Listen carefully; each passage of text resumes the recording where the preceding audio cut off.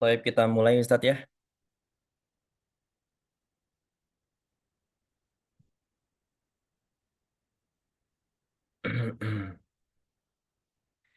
Bismillahirrahmanirrahim. Assalamualaikum warahmatullahi wabarakatuh. Bismillah, alhamdulillah, salatu wassalamu ala rasulillah wa ala alihi wa sahbihi ajma'in amma ba'du. Yang dirahmati Allah SWT, Ustadz kita, Ustadz Dindin Komarudin, Hafizahullah Ta'ala, dan jamaah sekalian yang semoga Allah senantiasa merahmati. Ya, pertama-tama puji dan puja syukur kita panjatkan kehadirat Allah Subhanahu wa taala yang telah memberikan kepada kita kenikmatan sehingga kita dapat berkumpul kembali di kajian Islam, kajian online kita Ziswaf di tiap hari Kamis malam di tiap minggunya. Insya Allah taala. Insya Allah pada malam hari ini kita akan em, mendengarkan kajian Ziswaf kita yang akan disampaikan oleh Ustadz Dindin Komarudin dengan tema bagaimana seharusnya kita memahami Al-Quran. Kepada Ustadz Dindin Komarudin, Hafizahullah Ta'ala, dipersilakan. Baik, bismillah. Assalamualaikum warahmatullahi wabarakatuh. Innal hamdalillah nahmaduhu wa nasta'inuhu wa nastaghfiruh wa na'udzu billahi min syururi anfusina wa min sayyiati a'malina. Man yahdihillahu fala mudilla lahu wa man yudlilhu fala hadiya lahu. Asyhadu an la ilaha illallah wahdahu la syarika lah wa asyhadu anna Muhammadan abduhu wa rasuluh alladzi la nabiyya ba'dah. قال تعالى: يا أيها الذين آمنوا اتقوا الله حق تقاته ولا تموتن إلا وأنتم مسلمون. قال تعالى: يا أيها الذين آمنوا اتقوا الله وقولوا قولا سديدا يصلح لكم أعمالكم ويغفر لكم ذنوبكم ومن يطع الله ورسوله فقد فاز فوزا عظيما. أما بعد. Alhamdulillah, segala puji bagi Allah Subhanahu wa Ta'ala yang mana masih memberikan kita waktu, masih memberikan kita kenikmatan-kenikmatan yang tak terhingga. Kan kalaupun kita memperhatikan kenikmatan-kenikmatan yang kita dapatkan dari Allah Subhanahu wa Ta'ala hari per harinya, kita tidak akan bisa mengulang-ulang. Maksudnya kita tidak bisa memperkirakan, oh paling kenikmatan besok sama seperti sekarang, tidak. Tapi kalau kita perhatikan hari per harinya itu, kenikmatan-kenikmatan itu senantiasa diperbaharui oleh kenikmatan yang wajib untuk kita syukuri.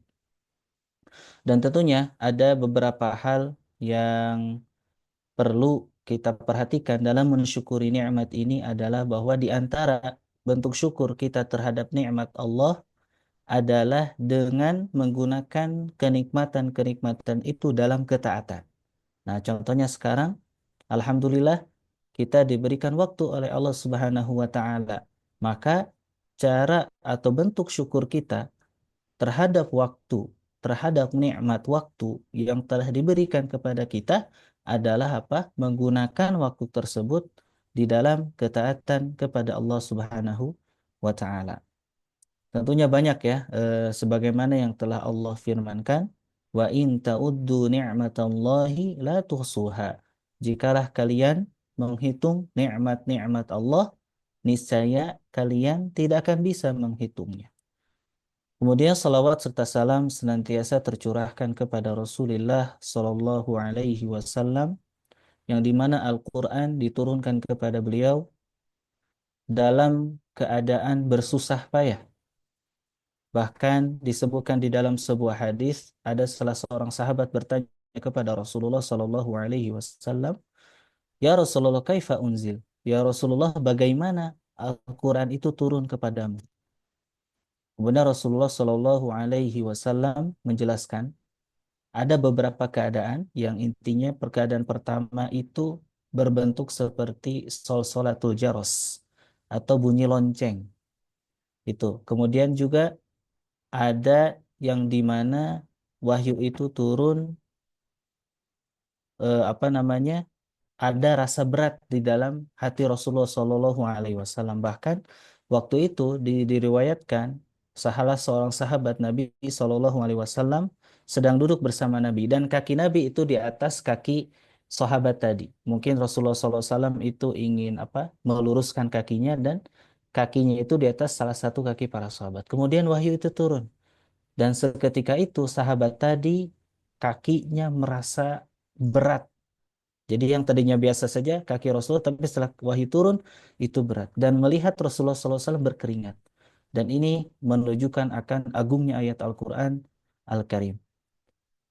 Kemudian juga salawat serta salam tercurahkan kepada para sahabat, kepada para pengikut Rasulullah Shallallahu Alaihi Wasallam yang mengikuti beliau dengan baik.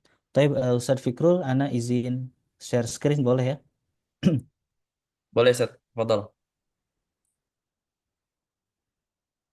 Baik, insya Allah sebagaimana yang tertera di judul ya, di tema kita akan membahas bagaimana kita seharusnya memahami Al-Quranul Karim. Tentu sebelum kita masuk ke dalam pembahasan apa itu tafsir, karena penting sekali ya kita dalam berinteraksi dengan Al-Quran itu tidak hanya sekedar untuk dibaca. Memang Al-Quran itu untuk dibaca. Bahkan orang yang membaca Al-Quran itu akan mendapatkan pahala yang begitu banyak. Disebutkan dalam sebuah hadis, man qara'a harfan fi kitabillahi. Barang siapa yang membaca satu huruf di dalam Al-Qur'an, falahu bihi hasanah. Maka dia akan mendapatkan berapa? Satu kebaikan. Wal hasanatu bi asyri amsalihha. Dan satu kebaikan itu dilipat gandakan menjadi 10. Jadi satu kebaikan, satu huruf sama dengan satu kebaikan dilipat gandakan jadi 10. Berarti satu huruf sama dengan 10 kebaikan atau 10 pahala. Kemudian apa kata Rasulullah? La aqulu alif lam mim harfun. Kata Rasulullah, aku tidak mengatakan alif lam mim itu satu huruf. Walakin alifun harfun, akan tetapi alif satu, walamun harfun dan lam satu huruf, wa mimun harfun dan huruf mim satu huruf. Jadi terkumpul 3 huruf. 3 huruf dikali 10 berarti 30 kebaikan. Itu baru saja membaca berapa? Alif lam. Bagaimana kalau kita membaca setengah juz, 1 juz? Itu hanya membaca saja, tapi keutamaannya sudah begitu besar. Dan sebelum masuk ke dalam tafsir juga, kita akan melihat ya, beberapa tingkatan manusia, beberapa tingkatan kita dalam berinteraksi dengan Al-Quran. Tingkatan yang paling bawah itu adalah istima, mendengar. Pasti semua kaum muslimin pernah mendengarkan Al-Quran. Terlebih lagi di negara kita yang alhamdulillah mayoritasnya adalah negara muslim, maka akan sering kita dengarkan di masjid-masjid itu adalah suara lantunan-lantunan ayat suci Al-Quran. Berarti insya Allah kita semuanya pernah melalui fase ini, yaitu mendengar Al-Quran. Dan ada tingkatan berikutnya. Bahkan mungkin orang non-muslim pun itu pernah mendengarkan Al-Quran. Meskipun bukan apa? Bukan kemauan mereka. Kemudian itu tingkatan paling rendah ya. Pasti semua kaum muslimin itu pernah mendengarkan Al-Quran. Kemudian tingkatan berikutnya, tingkatan yang kedua, itu adalah Al-Qiraah, membaca. Nah, ini golongannya lebih sedikit. Tidak semua orang yang pernah mendengarkan Al-Quran itu pasti bisa membaca Al-Quran, tidak. Dan ini juga memang fenomena yang sangat kita sayangkan. Kita hidup di negara Muslim, di negara yang mayoritas Muslim, tapi terkadang kita mendapati generasi-generasi kaum muslimin masih belum bisa membaca Al-Quran. Masih belum bisa membaca Al-Quran. Nah, kita lihat diri kita, apakah sudah termasuk ke dalam tingkatan kedua ini, membaca Al-Quran? Tentu kalau misalkan, oh saya kayaknya bacanya belum benar. Nah, maka itu harus memotivasi diri. Diri kita harus termotivasi untuk apa? Untuk bisa membaca Al-Quran. Karena pahalanya tadi yang sangat besar. Itu tingkatan yang kedua ya. Tingkatan pertama mendengar, kemudian membaca. Nah, tingkatan berikutnya ini lebih sedikit lagi. Yaitu apa? Tingkatan menghafal. Nah, makin sedikit lagi. Ini juga bahwa tidak semua orang yang bisa membaca Al-Quran itu hafal Al-Quran. Nah, Ustaz gimana? Apakah kita semuanya wajib hafal 30 juz? Nah, ini wajib kifayah ya. Maksudnya bukan kewajiban yang harus dijalani oleh setiap muslim itu wajib hafal 10 juz tidak. Yang wajib untuk dihafal oleh setiap muslim apa?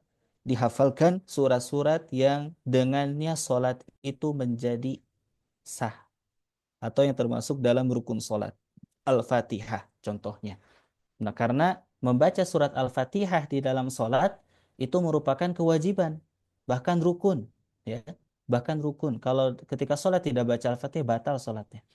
Maka ini wajib setiap individu muslim, setiap muslim, maka dia wajib menghafal surat Al-Fatihah. Adapun surat-surat lain itu untuk pelengkap saja dan lebih baik lagi, memiliki keutamaan besar itu apa? Menghafal 30 juz. Mungkin bagi teman-teman kita, mungkin bagi para orang tua, jangan panik ya, atau jangan, wah saya umur saya sudah tua, nggak bisa ngafal, sibuk dengan kerjaan ini dan itu. Tidak usah takut, tidak usah panik. Coba didik anak ibu bapak untuk menghafal Quran. Dorong mereka untuk menghafal Al-Quran karena pahalanya akan ngalir ke orang tua. Karena dia telah menunjukkan jalan untuk menghafal, telah membiayainya untuk menghafal, maka pahalanya itu akan mengalir kepada orang tua. Bahkan keutamaan anak yang hafal Quran itu maka di akhirat nanti akan memberikan mahkota kepada kedua orang tuanya. Nah, itu jadi tingkatan menghafal ya. Nah, apakah sampai ke tingkatan menghafal saja? Misalkan orang sudah mendapat hafal 30 juz, udah. Saya udah mungkin 30 juz.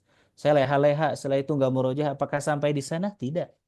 Bukan berarti orang yang telah menghafal 30 juz itu tidur-tiduran, tidak murojaah, tidak berinteraksi dengan Al-Quran. Tidak. Masih belum, itu masih tingkatan ketiga. Ada 5 tingkatan. Nah, apa yang harus dilakukan? Nah, ada tingkatan berikutnya, yaitu tingkatan tadabur. Tingkatan tadabur. Apa itu tadabur? Tadabur itu secara ringkasnya ya, menghayati ayat-ayat Al-Quran. Mengambil pelajaran-pelajaran dari Al-Quran. Nah, Ustaz bagaimana supaya kita bisa tadabur? Apakah setiap orang bisa tadabur? Iya.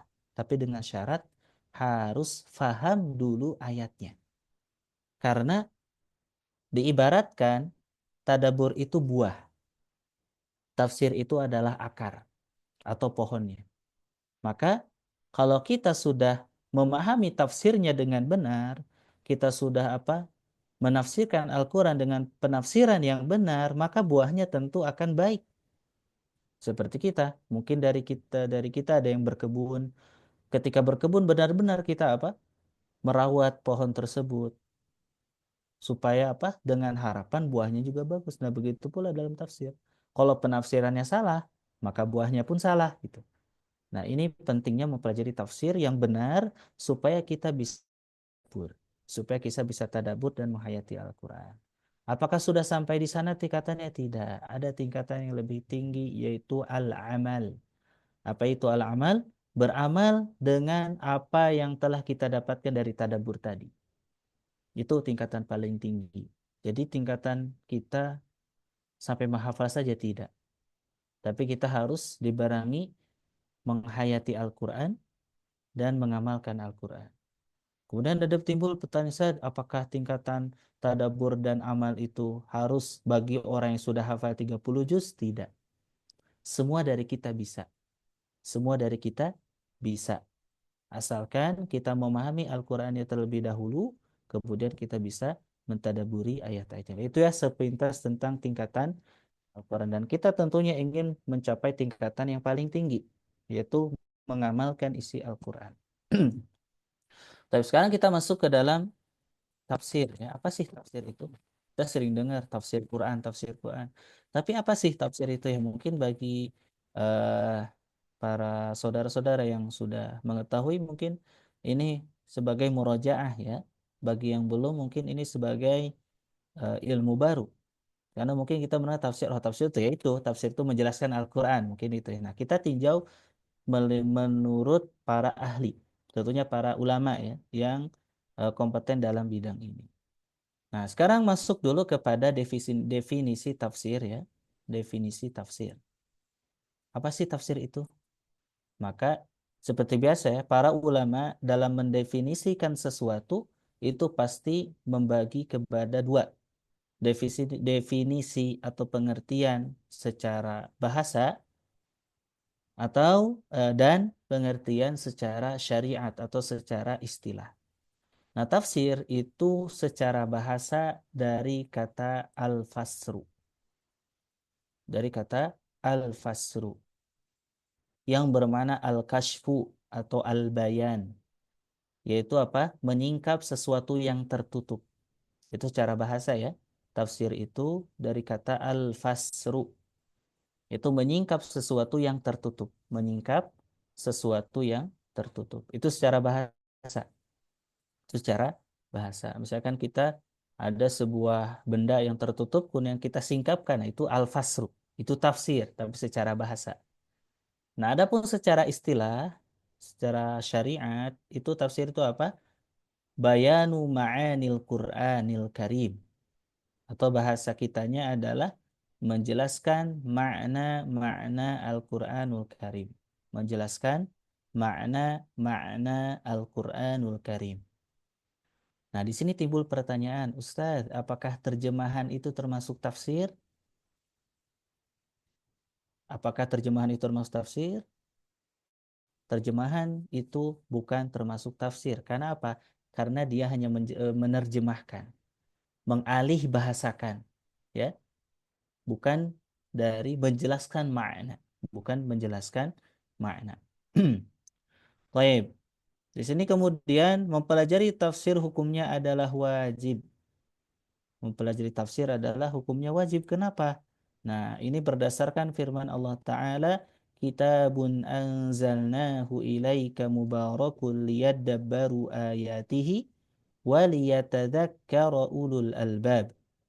Kata Allah Subhanahu wa taala di dalam surat Shad ayat 29, Kitabun anzalnahu ilaika, ini adalah sebuah kitab yang kami turunkan kepadamu, yaitu kepada siapa? Kepada Nabi Muhammad sallallahu alaihi wasallam. Mubarakun, yang penuh berkah. Nah, di sini Allah Subhanahu wa taala mensifati Al-Qur'an dengan penuh berkah. Apa sih penuh berkah itu? Kasratul khair, kebaikan yang banyak. Wadawamuhu, kebaikan yang banyak, dan kebaikan tersebut senantiasa ada. Itu namanya barokah atau berkah. Liyadabbaru. Nah, untuk apa diturunkan itu Al-Quran kepada Nabi? Untuk apa? Liyadabbaru ayatihi, kata Allah. Supaya mereka mentadaburi ayat-ayatnya, yaitu merenungi ayat-ayatnya. Waliyatadzakkara ulul albab, dan supaya mendapat pelajaran orang-orang yang mempunyai pikiran. Nah, jadi dalam ayat ini bahwa Al-Quran itu, tujuan diturunkan Al-Quran itu untuk ditadaburi. Tujuan Al-Quran itu diturunkan kepada Nabi Muhammad SAW itu untuk dihayati,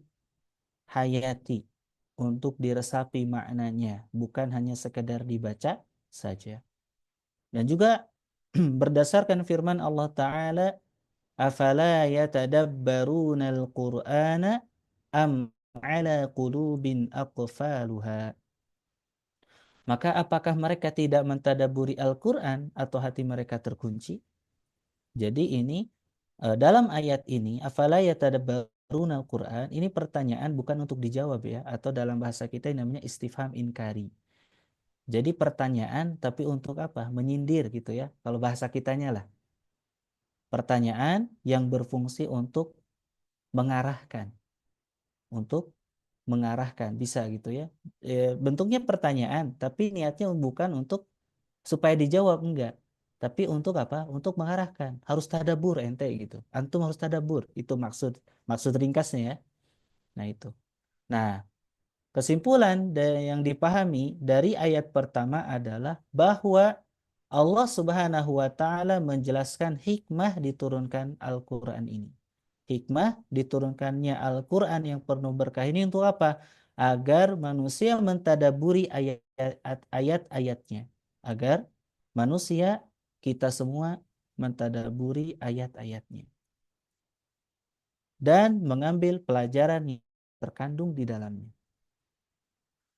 Dan bahkan ya, guru-guru kita dahulu banyak menasehati kita bahwa biasanya kita kan kalau punya mushaf itu suka ada tanda apa? Kalau bahasa Sundanya itu hanca ya, atau bahasa Indonesianya apa ya? Wirid gitu ya, wirid bacaan harian. Wirid bacaan harian. Mungkin dari kita ada yang baca satu hari 2 lembar, satu hari 5 lembar, satu hari 1 juz. Ada mungkin dari kita ya. Nah, teman hanya sekedar membaca saja. Nah, kita harus dibagi 2 atau bahkan 3. Kalau dibagi 2 untuk apa? Jadi kita punya batas untuk membaca saja. Misalkan saya mau baca Al-Quran sehari setengah juz, silakan. Berarti misalkan habis subuh rutin setengah juz. Nah, kita juga harus punya wirid dalam Al-Quran untuk membaca tafsirnya. Misalkan, saya mau per hari baca tafsir 2 ayat saja. Itu bagus. Itu harus seperti itu bahkan. Jadi bukan hanya membaca saja, tapi supaya kita mendapat keutamaan, dapat keutamaan membaca, dapat keutamaan memahami Al-Quran. Ana belum bisa bahasa Arab, kan buku tafsir berbahasa Arab.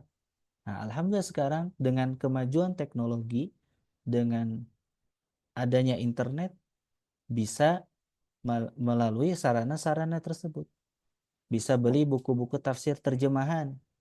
Oke, Ustaz, tafsir itu banyak yang diterjemahkan. Tafsir apa yang cocok untuk kita, misalkan? Kita berarti cocok tafsir-tafsir yang ringkas ya. Ada tafsir mukhtasar. Tafsir namanya tafsir al-mukhtasar. Itu sudah diterjemahkan. Ada bahkan terjemahannya. Bahkan di Z banyak ya, Ustaz Fikrul ya. Iya, Zat. Terjemahan Iya. tafsir mukhtasar, Masya Allah. Bahkan sekarang ada programnya, Zat. Ada program, Masya Allah. Berarti itu Masya Iya. Allah. Nah, ada ya, itu tafsir mukhtasar. Jadi memang tafsir, tapi secara ringkas. Dan sudah mewakili tafsir-tafsir itu. Insya Allah Ustaz Fikru juga sudah mempelajari tafsirnya sebanyak 30 juz itu. Nantilah bisa tanya-tanya ke Ustaz Fikrul tentang tafsir mukhtasar. Apakah itu saja Ustaz? Oh tidak, ada tafsir lain. Contoh tafsirul muyassar. Itu juga sudah diterjemahkan. Ada lagi tafsir As-Sa'di. Itu juga sudah diterjemahkan. Banyak sekarang. Atau kalau misalkan belum mampu apa beli bukunya, anak akan tulis di sini ya, di chat website, dan ini recommended banget untuk membaca tafsir yang berbahasa Indonesia. Namanya Tafsir Web, tafsirweb.com. Apaan, Zat? Paling Ya. antum tutup dulu apa namanya? Share screen-nya nanti di oh, Oh, diketik Zat ya, bukan ditunjukkan Google Chrome-nya. oh ya, mungkin nanti bisa Anda tunjukkan juga. Oh ya. Atau lanjut aja dulu nggak apa-apa, Oh Zat. ya, baik. Nah, itu ya di antara apa namanya?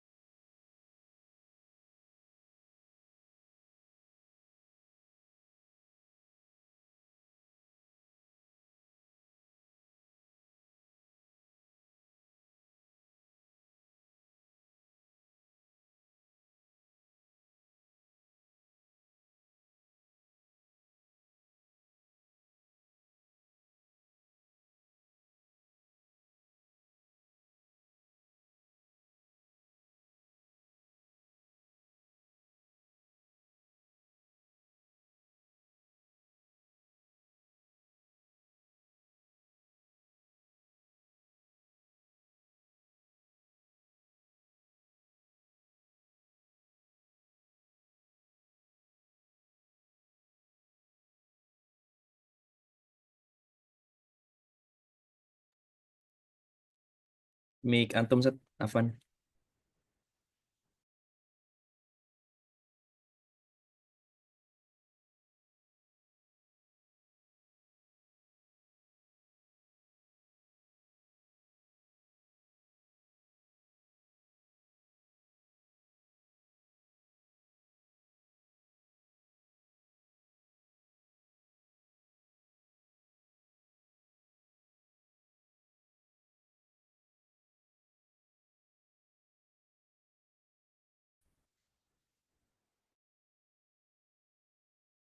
terputus ya jaringan internetnya?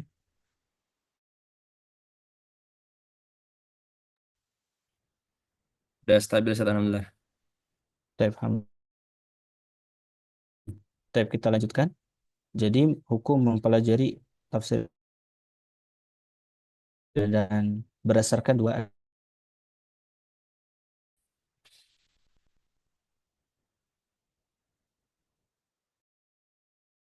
sebuah asar atau perkataan dari salah seorang tabi'in berkata telah menceritakan kepada kami Van Abdullah bin Mas'ud dan juga yang lainnya apa yang dilakukan oleh para salafus soleh dalam Al-Quran tentang atau berhadapan dengan Al-Quran apa yang mereka lakukan. Nah, bahwa apabila mereka mempelajari dari Nabi Shallallahu Alaihi Wasallam 10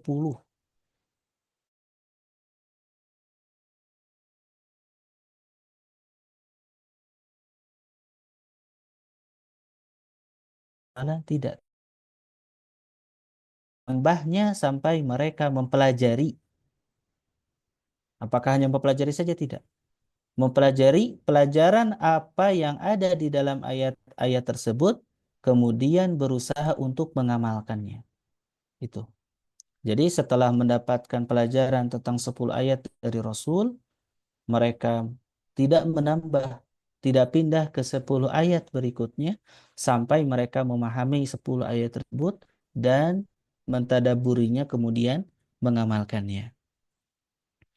Nah, mereka berkata, maka kami mempelajari Al-Quran, mengambil ilmu dari Al-Quran dan sekaligus mengamalkannya.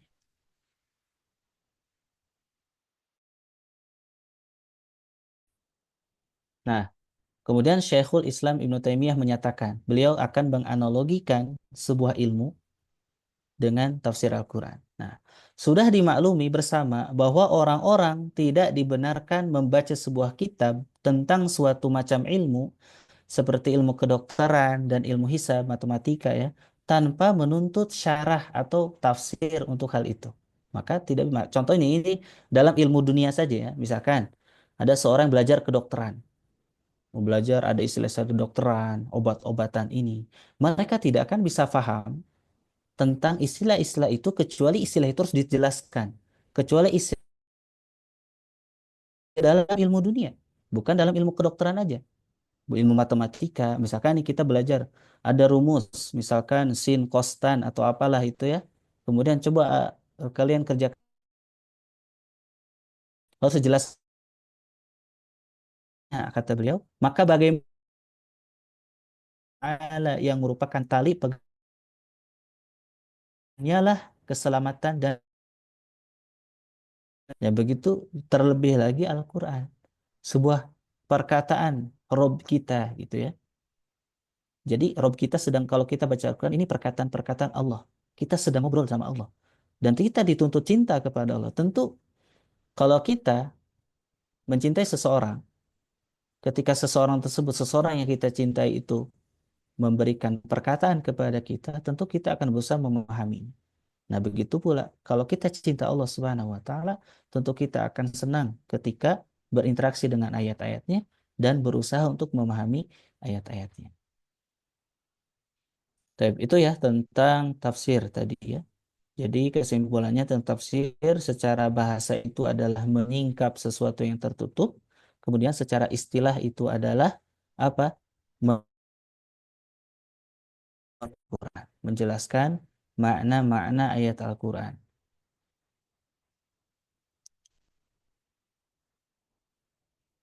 Nah, sekarang ke pembahasan berikutnya, kewajiban setiap muslim dalam menafsirkan Al-Quran.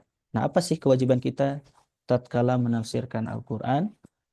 Nah, kewajiban setiap muslim dalam menafsirkan Al-Quran adalah hendaknya kita menafsirkan Al-Quran, ia merasa dirinya adalah penerjemah Allah Ta'ala.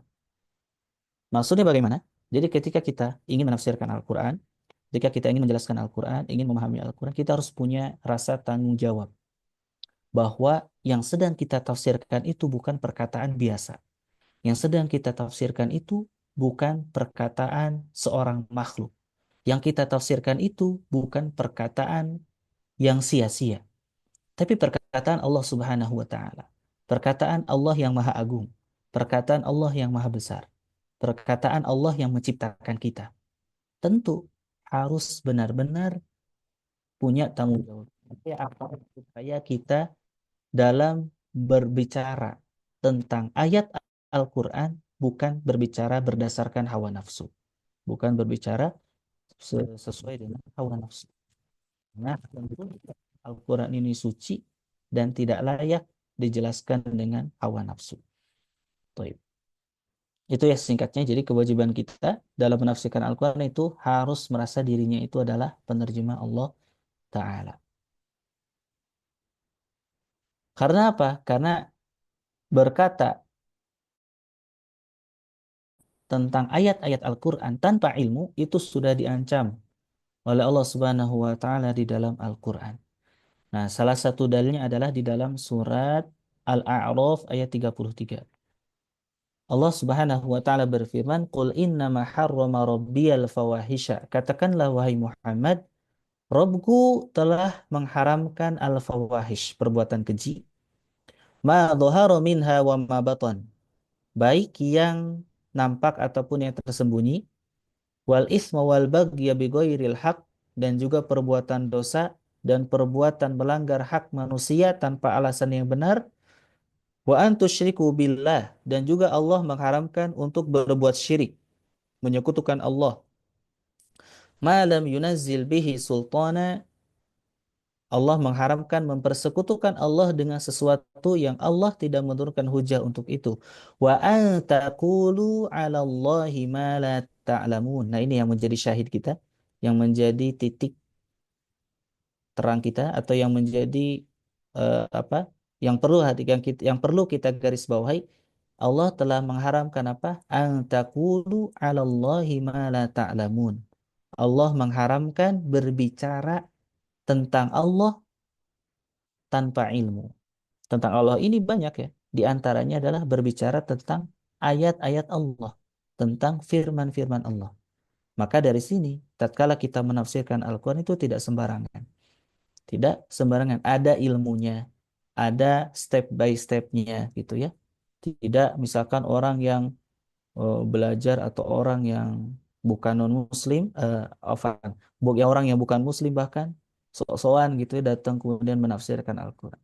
Harus dilihat, tidak bisa seseorang itu semerta-merta langsung menafsirkan Al-Qur'an, tidak. Nah, bahkan Allah Subhanahu wa taala mengancam di dalam ayat yang lain orang yang berbicara tanpa ilmu. Orang yang berbicara tentang Allah tanpa ilmu itu sama saja dengan berdusta atas nama Allah. Sekarang misalkan ayat ini maksud Allah itu A misalkan. Kemudian ditafsirkan oleh si fulan dengan B, maka tentunya itu berdusta atas nama Allah. Ya, ya kita saja ya sebagai makhluk misalkan kita menyampaikan sebuah pesan ke si fulan, ke si A misalkan. A, tolong sampaikan pesanku ini ke si fulan, ini. Kemudian ketika disampaikan ternyata tidak sesuai dengan apa yang kita inginkan. Tentu apa yang kita rasakan tentu marah. Dan itu merupakan berdusta atas nama kita. Nah, ini terlebih lagi dalam menyampaikan tafsir. Tentu itu apa? Kalau tidak didasarkan ilmu, itu sudah berdusta atas nama Allah. Makanya apa? Di sini Allah Ta'ala berfirman, wa yaumal qiyamah. Dan pada hari kiamat. Taro, kamu akan melihat. Melihat siapa? Alladzina kadzabu 'ala Allah. Kamu akan melihat pada hari kiamat orang-orang yang berdusta atas nama Allah, wujuhuhum muswaddah. Muka mereka hitam legam. Alaysa fi jahannam maswal lil mutakabbirin? Bukankah dalam neraka jahanam itu ada tempat bagi orang-orang yang menyombongkan diri? Nah, di sini Allah Subhanahu wa taala mengakhiri ayat ini dengan al-mutakabbirin. Kemudian di awalnya membahas tentang alladzina kadzabu 'ala Allah. Jadi bisa kita simpulkan bahwa orang yang berdusta atas nama Allah itu adalah mereka orang-orang mutakabbirin, orang-orang yang menyombongkan diri. Ini tentu ancaman yang sangat dahsyat bagi orang-orang yang berbicara tanpa ilmu. berbicara tentang Allah tanpa ilmu. Nah, sekarang masuk ke pembahasan berikutnya yaitu tentang sumber rujukan dalam menafsirkan Al-Quran. Sumber rujukan dalam menafsirkan Al-Quran.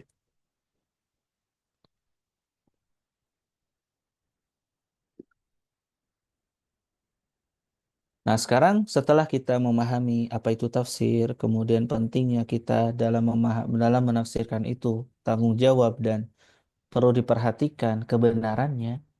Nah, sekarang kita masuk bagaimana sih kita menafsirkan Al-Quran? Gimana caranya? Atau bagaimana menafsirkan Al-Quran? Tentunya kita butuh rujukan dalam menafsirkan Al-Quran. Kita menafsirkan Al-Quran itu merujuk ke siapa? Apakah merujuk ke hawa nafsu? Apakah merujuk kepada akal kita? Atau merujuk ke mana? Nah, di sini para ulama sudah merumuskan ya, baik itu ulama-ulama terdahulu atau ulama sekarang, mereka merumuskan ada beberapa rujukan dalam menafsirkan Al-Quran. Jadi, para ulama yang sudah membukukan buku tafsir, tentu buku tafsir yang benar ya, eh, mereka melakukan metode-metode ini. Nah, rujukan yang pertama dalam menafsirkan Al-Quran itu adalah apa? Al-Quran itu sendiri. Atau bahasa istilah kitabnya atau bahasa istilah para ulamanya itu tafsirul Quran bil Quran. Tafsirul Quran bil Quran itu apa? Al-Quran ditafsirkan dengan Al-Quran. Lah, emang bisa Ustaz? Gimana bentuknya? Nanti kita akan bahas. Nah, itu apa? Yakni Al-Quran ditafsirkan Al-Quran. Dan bahkan ini merupakan penafsiran yang paling bagus. Kenapa? Karena yang tahu maksud Al-Quran ya penutur Al-Quran itu. Al-Quran berasal dari Allah. Tentu Allah yang paling tahu maksud dari Al-Quran itu. Tentu Allah tahu maksud dari Al-Quran itu.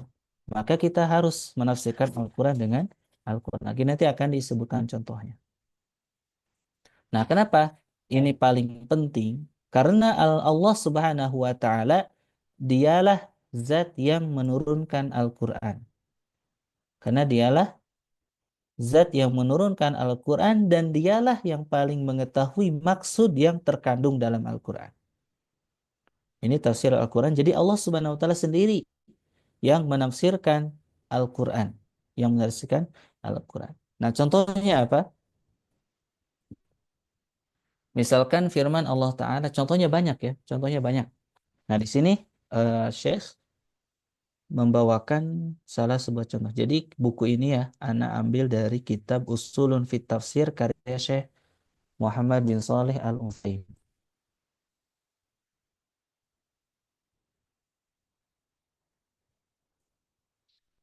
Nah, misalkan firman Allah Ta'ala, Ala inna awliya Allahi la khawfun alaihim wa la hum yahzanun. Ingatlah bahwasanya wali-wali Allah itu tidak ada kekhawatiran terhadap mereka dan tidak pula merasa bersedih hati. Nah, di sini di dalam ayat ini Allah menjelaskan, Allah menekankan bahwa wali-wali Allah itu mereka tidak merasa takut dan tidak merasa sedih. Tidak merasa takut dengan apa yang akan terjadi di masa depan dan juga tidak bersedih dengan apa-apa yang telah mereka lalui. Itu sifat-sifat wali-wali Allah. Nah, sekarang pertanyaannya, siapakah wali Allah di sini? Nah, dalam ayat ini kata aulia Allah, wali-wali Allah ditafsirkan di ayat berikutnya. Apa? Ala inna awliya Allahi la khawfun alaihim wa la hum yahzanun alladzina amanu wa kanu yattaqun. Di sini Allah menjelaskan tentang makna wali-wali Allah. Yaitu siapa mereka yang wali-wali Allah dimaksud ini? Apakah wali Allah yang bisa terbang? Atau yang bisa menyelam? Atau yang bisa berjalan di atas air? Atau yang bisa membelah batu? Apakah itu wali? Apakah yang suka wali yang pakaiannya, yang jenggotnya putih, kemudian panjang? Misalkan, apakah wali-wali Allah di sini adalah wali majdzub misalkan? Nah, ternyata Allah sudah menafsirkan siapa wali Allah itu di ayat setelahnya. Alladzina amanu wa kanu yattaqun. Yaitu siapa? Orang-orang yang beriman. Beriman tentang apa? Beriman tentang Allah. Beriman kepada Allah. Beriman kepada Allah tentang rububiyahnya. Beriman kepada Allah tentang uluhiyahnya. Beriman kepada Allah tentang asma wa sifatnya. Beriman kepada para malaikat. Beriman kepada para rasul. Beriman kepada kitab Allah. Beriman kepada kitab Allah. Beriman kepada rasul. Beriman kepada hari akhir. Beriman kepada qada dan qadar. Nah itu orang-orang yang beriman. Wa kanu yattaqun, dan mereka orang-orang yang bertakwa. Itulah sifat dari wali Allah. Kalau kita melihat orang mengaku wali-wali Allah, tapi dia tidak sholat, tapi dia minum khamr, tapi dia misalkan apa namanya tidak menutup aurat, misalkan melakukan kemungkaran-kemungkaran, kita cocokkan dengan ayat ini. Kita cocokkan dengan ayat ini. Dia wali bukan? Nah, di sini ini contoh dari penafsiran Al-Qur'an dengan Al-Qur'an. Allah sendiri yang menafsirkan tentang wali Allah di sini. Nah, ini contoh pertama ya, banyak contohnya. Nah, ada contoh lain. Ini di dalam surat At-Tariq ayat kedua. Wat-Tariq wa ma adraka mat-Tariq an-najmu tsaqib. Nah, di sini ayat kedua dari surat At-Tariq, wa ma adraka mat-Tariq. Tahukah kamu apa yang dimaksud dengan Tariq itu? Nah, ditafsirkan dia setelahnya an-najmu tsaqib.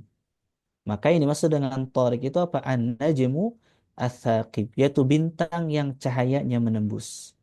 Dan juga sama contoh Al-Qur'an ditafsirkan dengan Al-Qur'an. Kemudian contoh lain di dalam surat An-Nazi'at wal arda ba'da dzalika dahaha akhraja minha ma'aha wa mar'aha wal jibala arsaha. Wal ardo, dan bumi ba'da dzalika sesudah itu dahaha dihamparkan. Apa maksud dahaha ini? Akhraja minha ma'aha wa mar'aha, yaitu bahwa bumi itu memancarkan darinya mata air dan menumbuhkan tumbuhan-tumbuhan.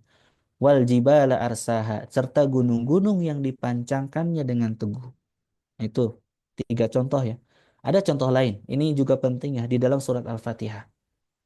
Allah Subhanahu wa taala berfirman, ihdinas siratal mustaqim siratal ladzina an'amta 'alaihim ghairil maghdubi 'alaihim waladdallin.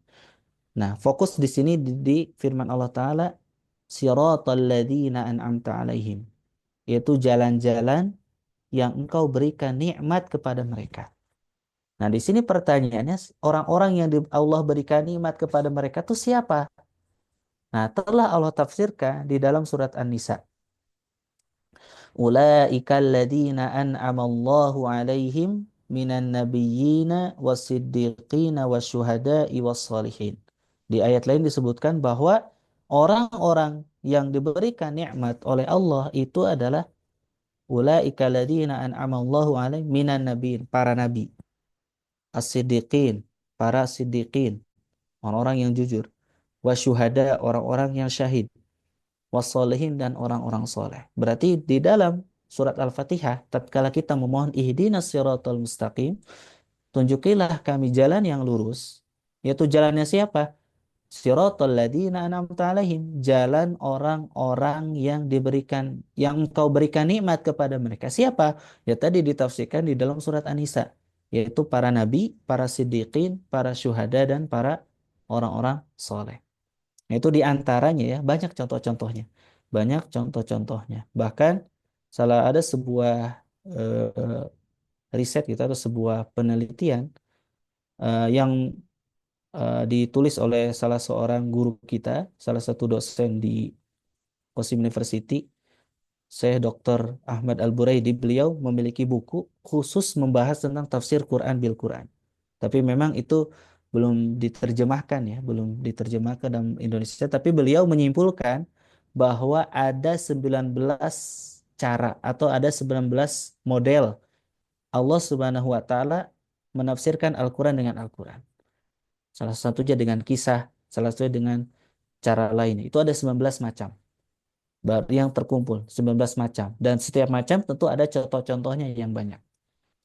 Nah, itu jadi Al-Quran, rujukan pertama penafsiran Al-Quran adalah Al-Quran itu sendiri. Kemudian rujukan yang kedua dalam menafsirkan Al-Quran adalah sunnah Rasul. Apa itu? Yaitu Al-Quran ditafsirkan dengan as-sunnah, dengan hadis. Kenapa ini juga penting? Karena Rasulullah Shallallahu Alaihi Wasallam adalah mubaligh, penyampai risalah dari Allah Subhanahu Wa Taala. Maka beliau adalah manusia yang paling mengetahui maksud-maksud yang terkandung dalam firman Allah Taala.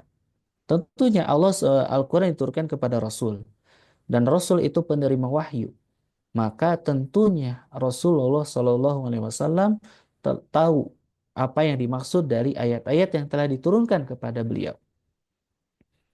Nah, di sini contohnya, mungkin Anda sebutkan satu contoh saja tentang firman Allah Ta'ala lilladzina ahsanul husna wa ziyadah. Bagi orang-orang yang berbuat baik, ada pahala yang terbaik, yaitu surga. Wa ziyadah, dan tambahannya. Dan ada bonusnya. Nah, ziyadah ini apa sih? Bonusnya apa? Nah, Nabi Shallallahu Alaihi Wasallam telah menafsirkan kata ziyadah, tambahan dengan apa? Melihat wajah Allah Subhanahu wa Ta'ala.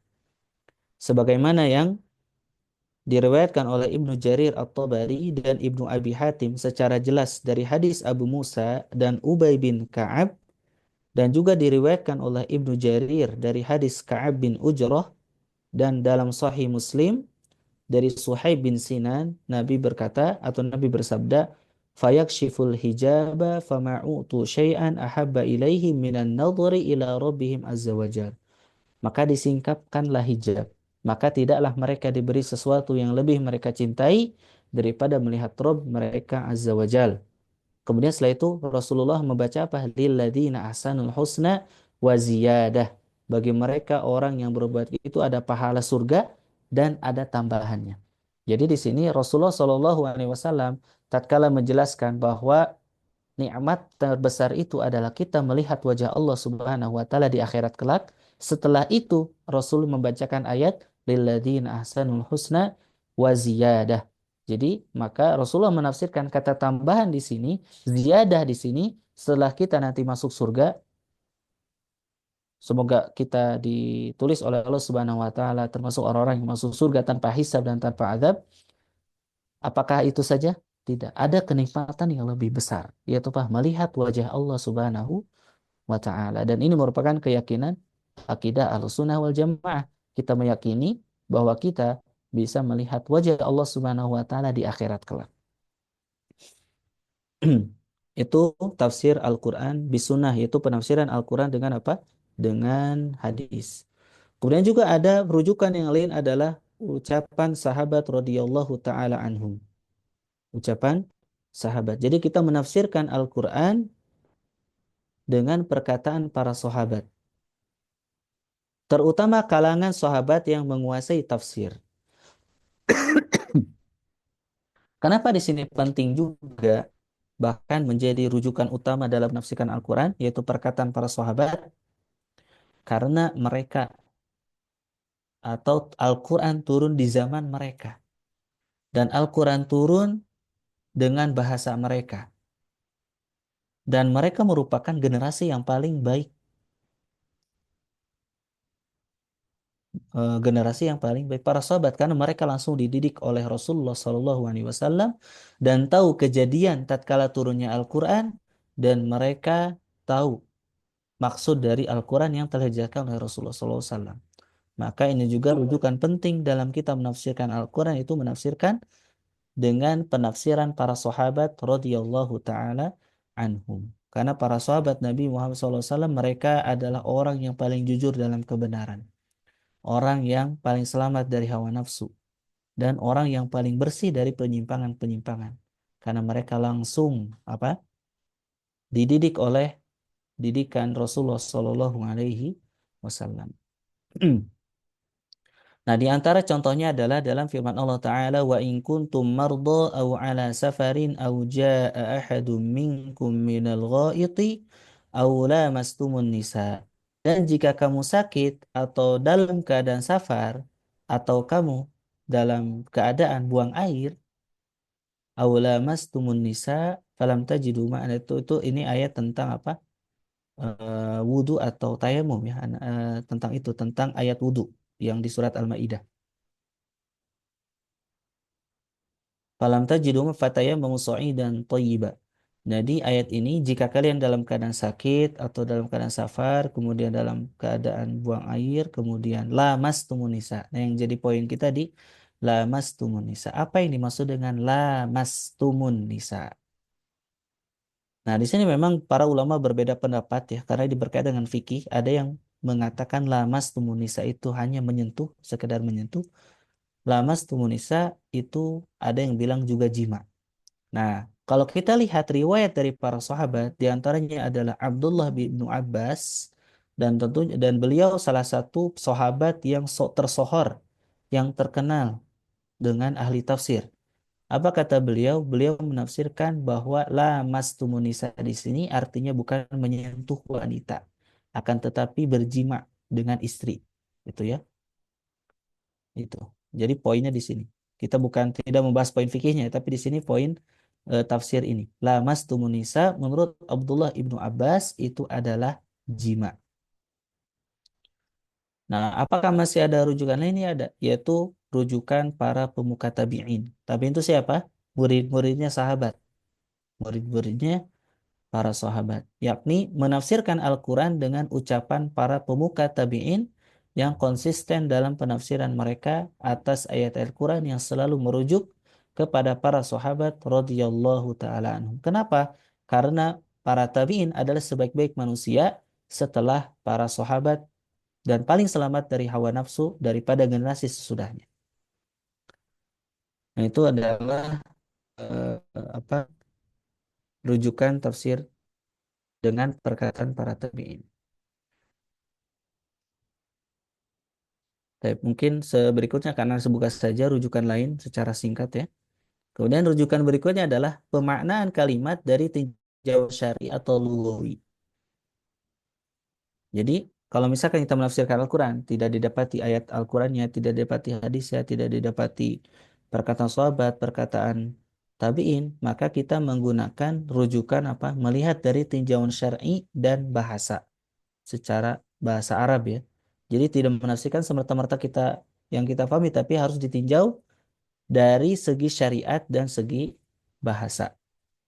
Tentunya di sini adalah bahasa Arab.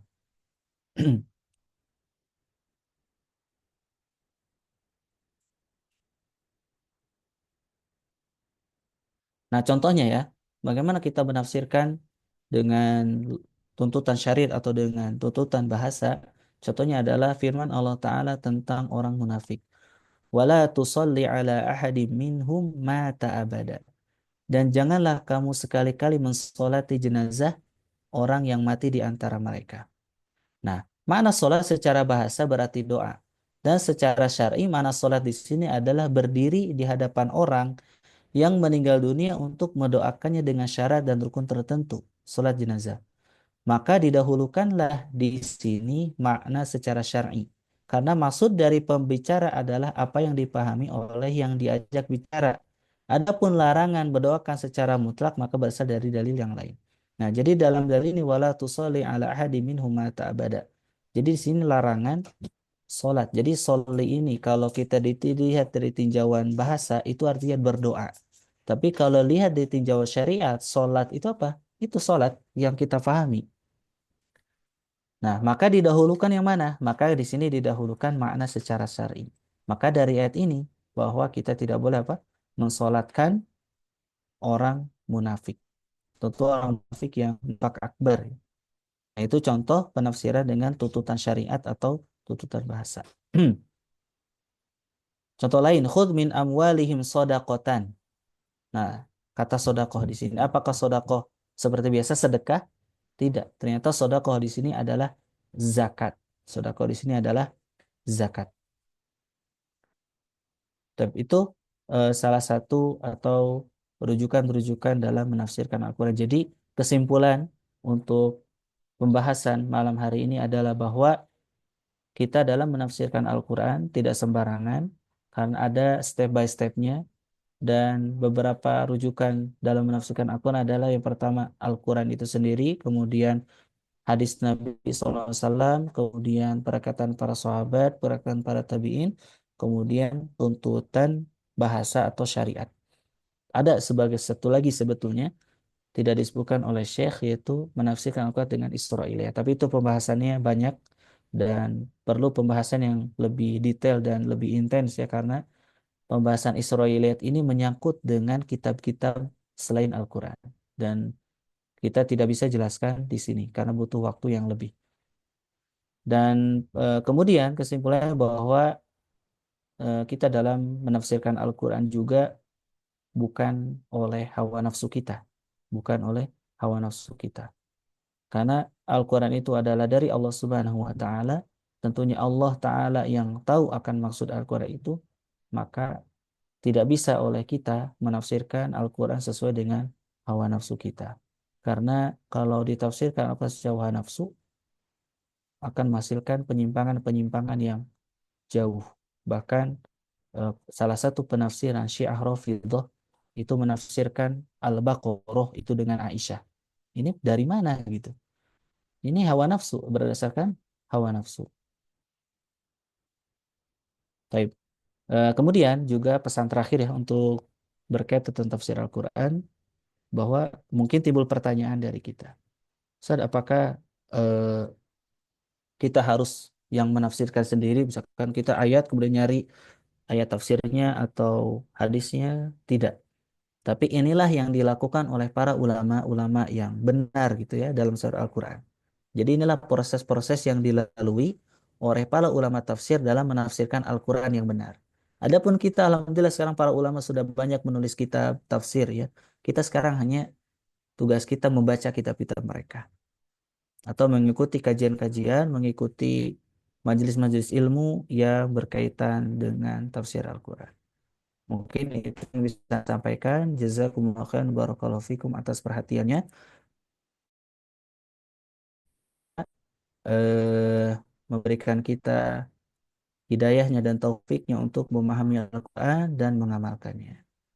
Baik, ada tanya jawab gak? Baik, boleh ada ya. Silakan bagi mungkin satu pertanyaan aja ya. Dibatasi satu pertanyaan saja. Tapi silakan dari teman-teman mungkin ada yang ingin bertanya. Baik, jazakumullahu khairan kathiran Ustaz atas paparannya dan penyampaiannya. Ustadz Dindin Komarudin memberikan kesempatan bagi jamaah yang ingin bertanya. Kepada jamaah yang ingin bertanya silakan di unmute mic-nya langsung saja atau melalui kolom chat boleh silakan. Hmm.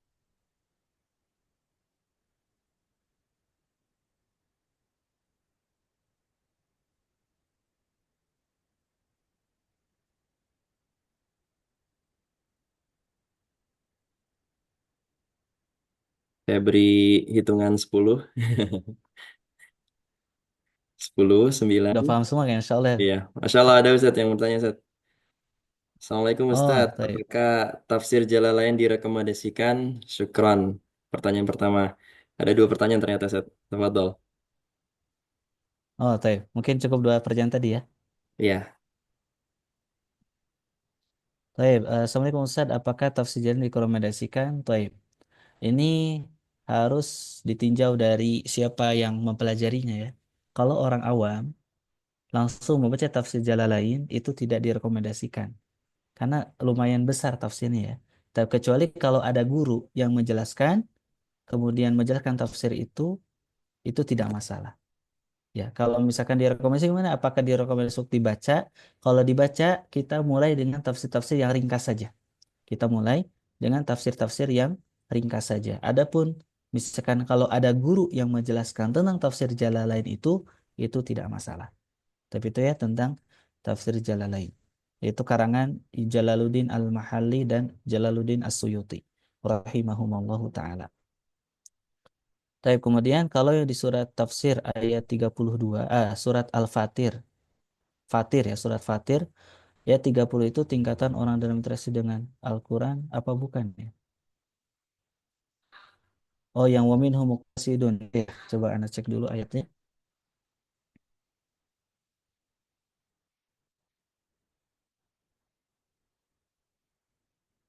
Surat Fatir.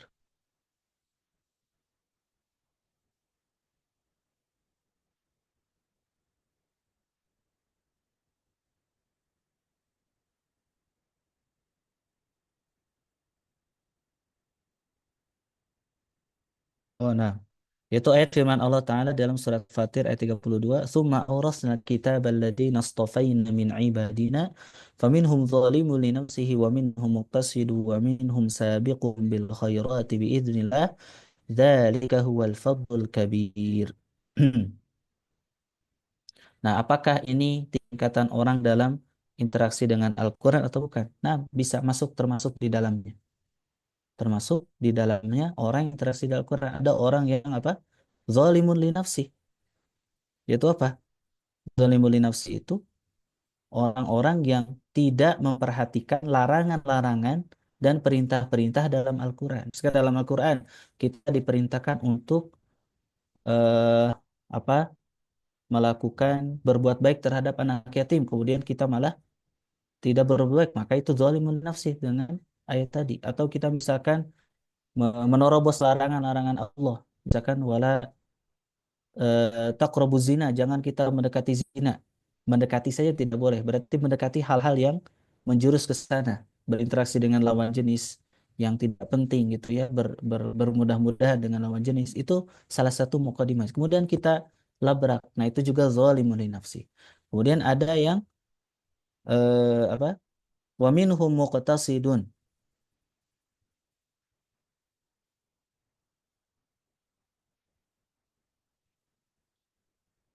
Dan ada orang yang muktasid. Muktasid ini adalah eh, orang yang masih ada keimanan dalam dirinya. Ini disebutkan di dalam tafsirnya. eh, Muktasid ya, bifi'lil wajibat wa tarkil muharramat ma'a tarki ba'dil mustahabat wa fi'li ba'dil makruhat. Muktasid itu di atas tingkatan zalim. Kalau zalim tadi benar-benar melabrak semua ya, larangan dihajar gitu ya, perintah tidak dilakukan. Kalau muktasid dia melakukan apa yang diperintahkan, menjauhi larangan-larangan Allah dan meninggalkan hal-hal yang sunnah, tapi meninggalkan hal-hal yang sunnah dan melakukan hal-hal yang makruh. Dia hanya sebatas apa? Melakukan kewajiban dan menjauhi yang haram, tapi meninggalkan yang sunnah dan melakukan yang makruh. Itu muktasid. Adapun kemudian sabiqum bil khairat itu orang-orang yang cepat tanggap tentang kebaikan. Orang yang cepat tanggap tentang kebaikan.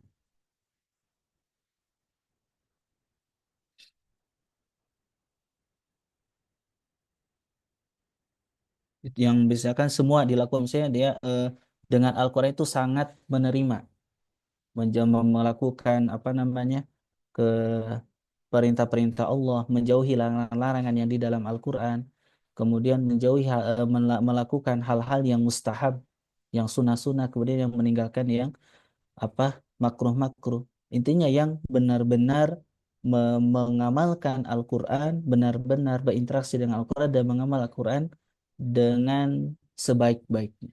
Itu juga bisa termasuk di dalam ayat tersebut itu apa tingkatan-tingkatan orang yang berinteraksi dengan Al-Quran. Wallahu a'lam bishawab. Wallahu a'lam bishawab. Tapi mungkin satu lagi ya, ada pertanyaan ini. Assalamualaikum warahmatullahi wabarakatuh. Ustaz Afan, apakah tafsir Ibnu Katsir direkomendasikan untuk dipelajari sendiri? Lebih baik ada guru ya untuk tafsir Ibnu Katsir ini. Tapi kalau ingin baca, misalkan sekarang ada terjemahannya, Anda sarankan terjemahan yang sudah diringkas. Ada ringkasan tafsir Ibnu Katsir, cukup itu. Kenapa? Karena di dalam tafsir Ibnu Katsir ini banyak hadis-hadis, banyak hadis-hadis panjang gitu ya. Nah, cukup untuk kita yang sekian yang baru belajar, kalau ingin baca cukup harus ringkasannya saja. Ringkasan saja karena banyak sekarang ringkasan-ringkasan tafsir Ibnu Katsir ya. Jadi kalau ingin baca atau dipelajari tentu ya kalau belajar harus ada guru, tapi sekarang sudah dimudahkan dengan adanya ringkasan. Jadi lebih mudah untuk difahami. Dan terus tafsir Ibnu Katsir ini juga tafsir yang sangat direkomendasikan. karena beliau ini ahli hadis dan menggabungkan tafsir dengan hadis. Jadi eh, hadis-hadis yang beliau bawa itu sudah melalui verifikasi beliau menurut ahli hadis. Seperti itu. Wallahu a'lam bishawab. Mungkin itu saja ya kita cukupkan. Jazakumullah khairan wa barakallahu fikum. Wafikum barakallah Ustaz. Jazakumullahu khairan atas penyampaian materinya dan apa namanya menjawab pertanyaan-pertanyaan jamaah sekalian. Poin terakhir sebagai closing statement Ustadz tadi adalah apa namanya metode dalam menafsirkan Al-Quran ini yang dipaparkan oleh Syekh Syekh Ibnu Utsaimin Ustadz ya. Ya, saya Ibnu Utsaimin. Syekh Ibnu Utsaimin ini terbagi menjadi 5 tingkatan dalam menafsirkan Al-Quran. Ketika menemukan suatu ayat, yang paling pertama ditelusuri adalah apakah ada ayat lain yang menafsirkannya atau tafsir Al-Quran dengan Al-Quran. Yang kedua, kalau tidak ada, apakah ada sabda Nabi yang menafsirkannya, yaitu tafsir dengan as-sunnah atau hadis. Yang ketiga adalah tafsir dengan apa namanya qaul sahabi, para sahabat ya berpatokan kepada tafsir para sahabat. Kemudian yang keempat ada tafsir qaul kibar tabi'in atau tafsir dari pemuka-pemuka tabi'in, yaitu murid-muridnya para sahabat. Dan yang terakhir adalah tafsir lughawi, yaitu tingkatan terakhir ketika menafsirkan Al-Quran, yaitu tafsir secara bahasa.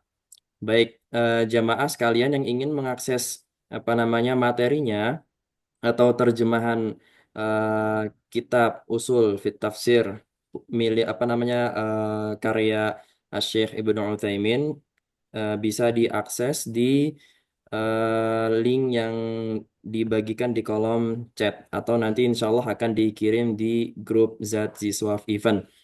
Lalu kemudian di awal tadi Ustadz Didin Komarudin menyinggung salah satu program Zat Ziswaf Event, yaitu Zat Ziswaf, yaitu adalah program tebar 5 juta mushaf wakaf dan tafsir wakaf. Nah, alhamdulillah program ini awalnya sudah apa namanya targetnya adalah 1 juta Al-Quran wakaf dan tafsir wakaf, dan alhamdulillah itu sudah tercapai dan insya Allah akan berlanjut hingga tercapai 5 juta eksemplar mushaf wakaf dan tafsir wakaf. Baik, untuk tafsir yang dibagikan sendiri adalah tafsir mukhtasar yang direkomendasikan oleh Ustadz Didin Komarudin tadi untuk dipelajari karena ringkas, karena memiliki apa namanya kelebihan, yaitu ringkasan dari tafsir-tafsir kibar, tafsir-tafsir yang besar, dan juga pemahaman yang mudah. Tapi untuk jemaah sekalian, mushaf wakaf apa tafsir wakaf yang dibagikan oleh Zat Ziswaf ini itu berbahasa Arab gitu ya, berbahasa Arab dan ada ketentuan-ketentuannya. Salah satunya adalah ada infaknya. Kenapa ada infak? Karena apa infak ini adalah untuk mengganti biaya pembebasan kontainer yang dikirim apa kontainer mushaf dan tafsirnya dari pelabuhan dan juga akomodasi pengiriman dari pelabuhan ke gudang Ziswaf di Cianjur.